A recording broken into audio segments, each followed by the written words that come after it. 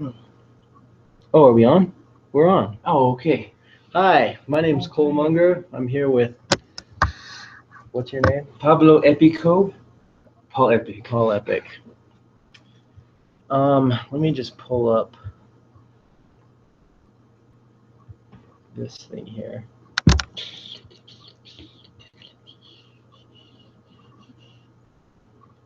Sorry. I thought this was the right thing, but I guess it's not.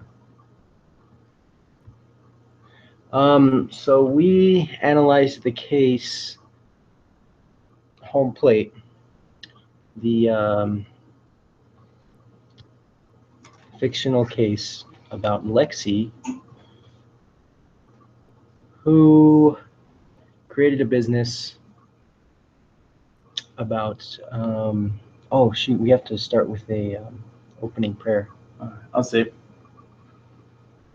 I'm just about to open that up.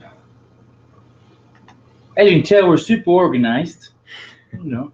It's been a long day. Yeah, I've been up since like 5 doing homework. It's now 2.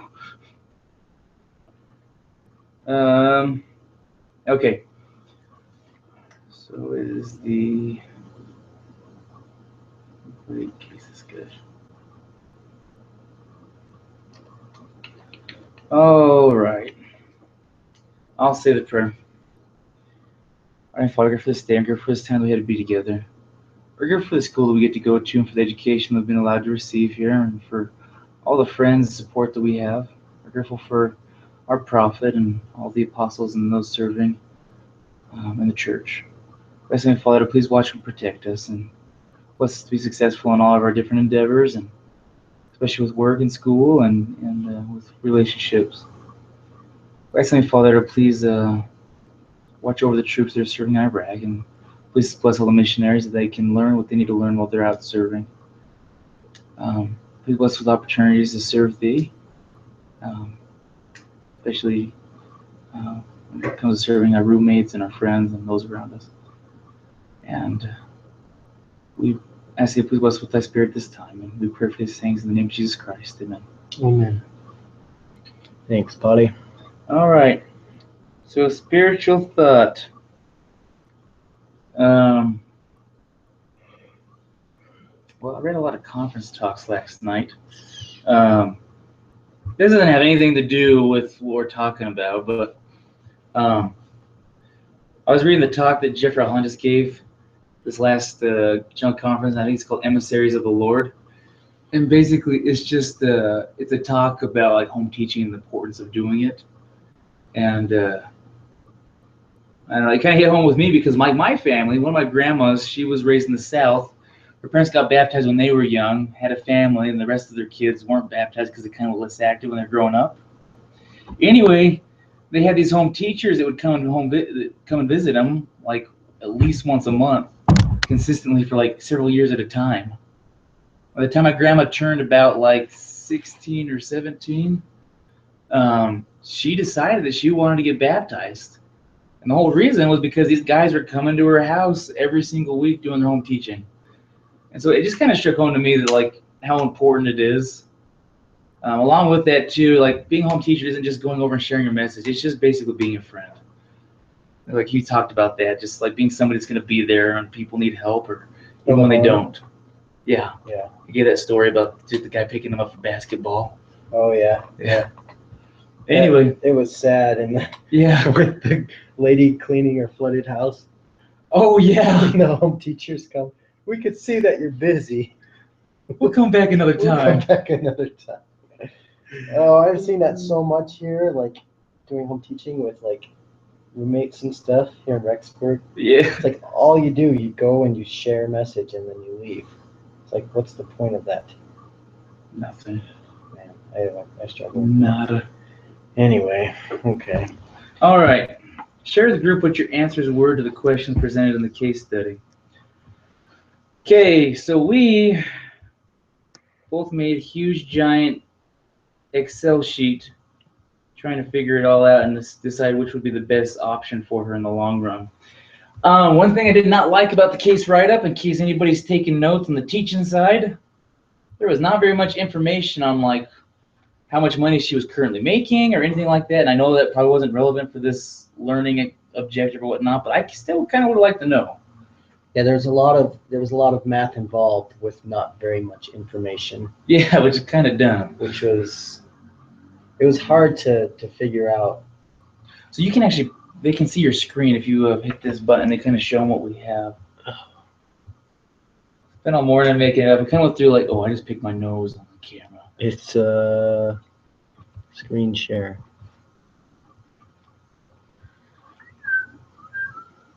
Just hit that. Oh, is it right? Did you find it? I think it's this one. No.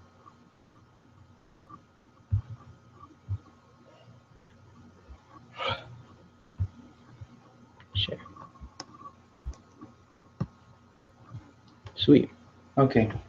So this is kind of what we ran through, and we did each of the different options and plus a couple extra ones just to kind of see like how much of the company she would continue to own, along with like the revenue that she would have generated. The revenues are pretty much or not the revenues, but the equity and the money, the seed money she would have raised each time. But just kind of running through to see like how much of the company she could have kept based on her shares. The first one was just her issuing the shares at 50 cents a share, the way that the investor wanted. But that would leave her owning 50% and him owning 50%, even though he wasn't investing that much money. We kind of moved over to the $2 thing, which she wanted to do, where she was giving him shares at $2 a share. And it left her owning 80% of the company and him only owning 20. And then we went on down to $1 for a share for the angel investor. She still would own 67% of the company and he would own 33%, so it's not bad. And then we finally added in that Series A investor too. They did it combined. So she issued the shares to the guy at $1, the first initial angel investor at $1. He'd have 50,000 shares. And then she would sell the other ones at $2.50 a share to the Series A investor, and they would get 120,000 shares. That would leave her owning 37% of the company, angel investor 18.5%, and the Series A investor with 45% of her company.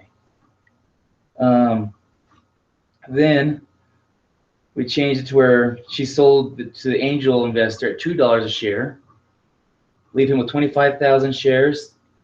Then the Series A investor at $2.50 a share, leave him with 120,000 shares, giving her 41% ownership of the company, angel investor 10%, and the Series A investor 49%.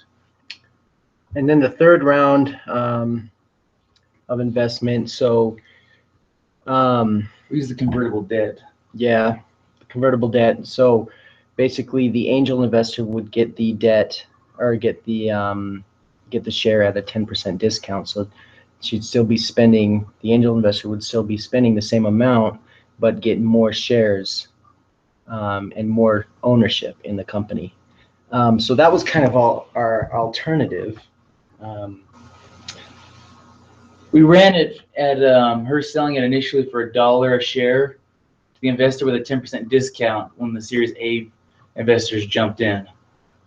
So if the Series A jumped in with the $300,000, oh shoot, it left the results with her having 100,000 shares, angel investor with 55,555 shares, and the Series A investor with 120,000 shares, giving her 36% of the company, angel investor 20%, and the Series A 44%. So, kind of I guess we'll just go through our case, yeah? Yeah, I'll go and open that up.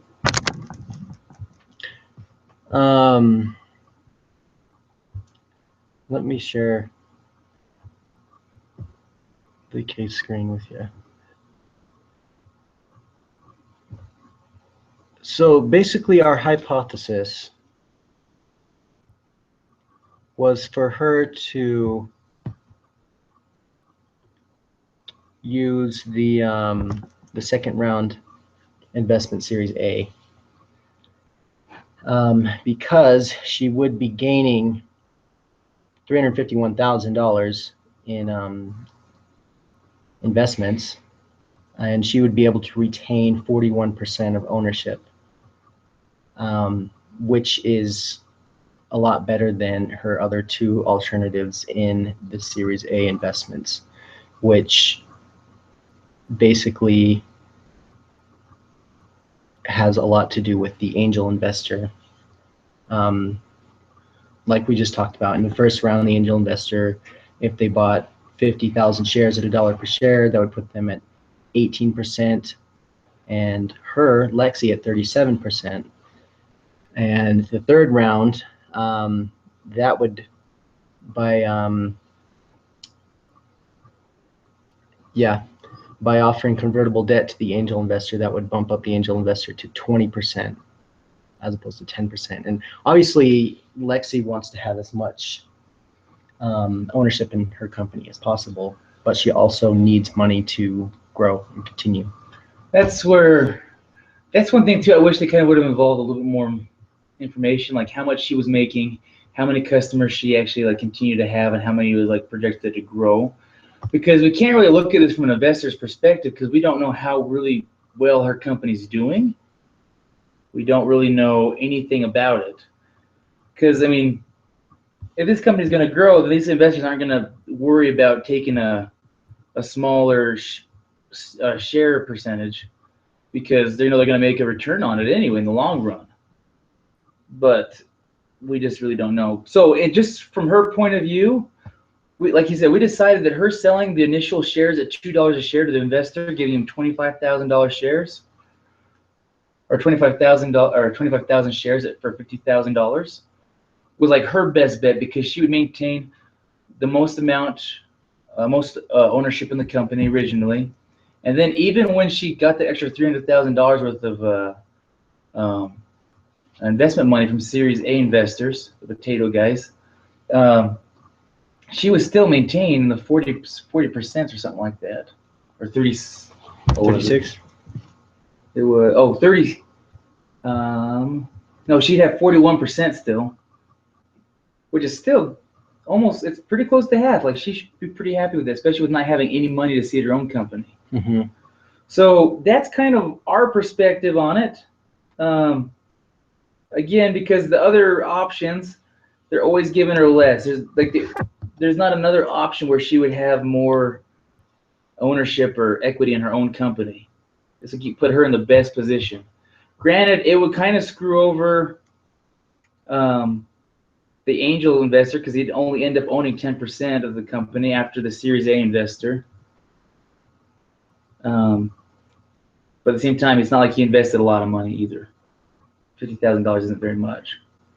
Important questions that I would like to have answered is how much do we think her company will be worth in 6 years?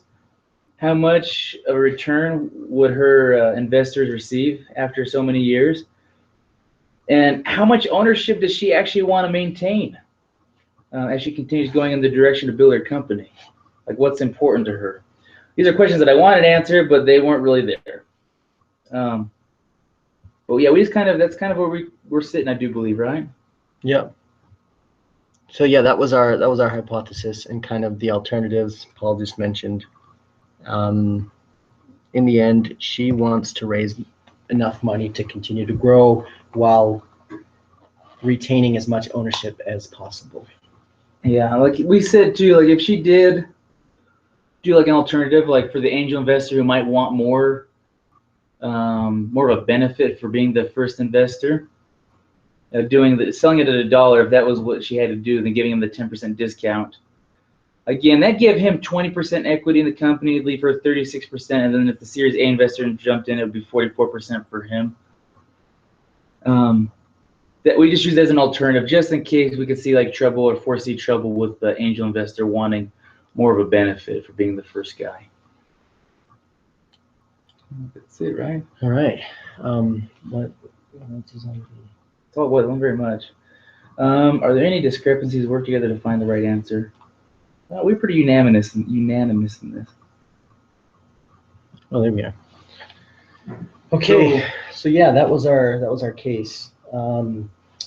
The convertible debt option, I was a little bit confused with that. Like, is that going to help Lexi at all? Like, or is that just for the angel investor? Mostly just for the angel investor, I feel like. Because I get the angel investor to consent more to actually like investing the money. If But she's having trouble with that. Lexi is the one that has to offer that, right? Mm-hmm. Okay. Or they have to negotiate it out. Yeah. But she was pretty adamant on maintaining that 50% in the beginning with the angel investor at least, Mm-hmm. or that 100,000 shares. So, yeah, I mean, if I were her, I personally would do the $2 a share thing because from what it sounds like, her business is pretty profitable. Mm-hmm. I think it says somewhere like they have 3,000 regular customers or something like that. Yeah. Yeah.